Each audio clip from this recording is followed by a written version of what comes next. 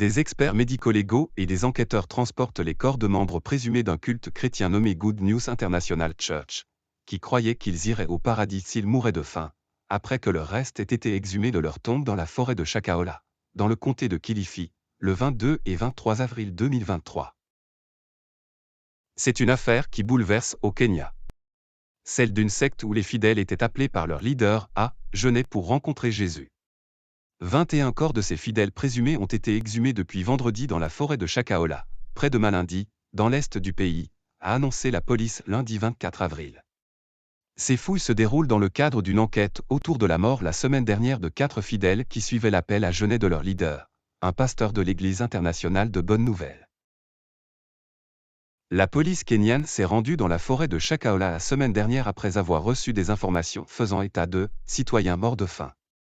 Les dépouilles de 4 fidèles avaient alors été retrouvées. 11 autres avaient pu être secourus, 7 hommes et 4 femmes âgées de 17 à 49 ans. Ils avaient été directement hospitalisés, 3 d'entre eux dans un état critique. Les enquêteurs se sont ensuite mis à fouiller la forêt, les informations reçues évoquant une fosse commune. Les recherches ne sont pas terminées et le bilan devrait s'alourdir. Plus de 50 tombes auraient été identifiées d'après des médias kenyans, qui évoque aussi la présence d'enfants parmi les 21 dépouilles exhumées ces derniers jours.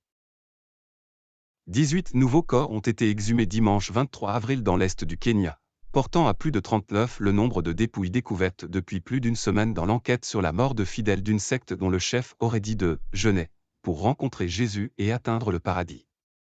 L'affaire secoue le pays alors les fouilles ne sont pas encore terminées. Le bilan humain risque encore de s'alourdir dans les prochaines heures. Les enquêteurs ont plus de 300 hectares de terrain à fouiller dans la forêt de Shakahola.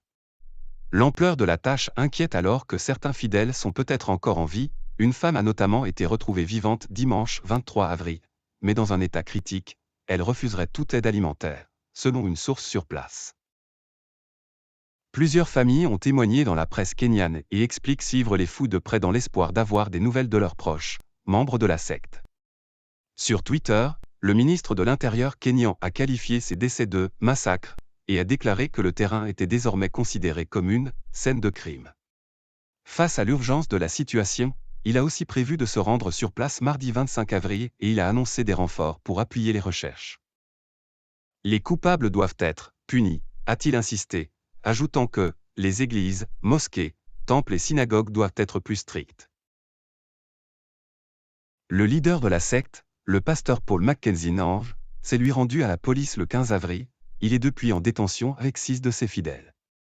Il avait déjà été arrêté le mois dernier après que 2 enfants sont morts de faim, mais avait été libéré en échange d'une caution. L'affaire doit être examinée devant la justice le 2 mai.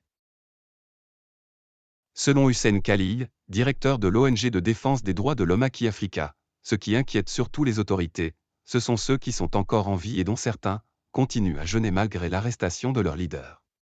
Il suit les recherches depuis le début. Merci d'avoir suivi cette émission.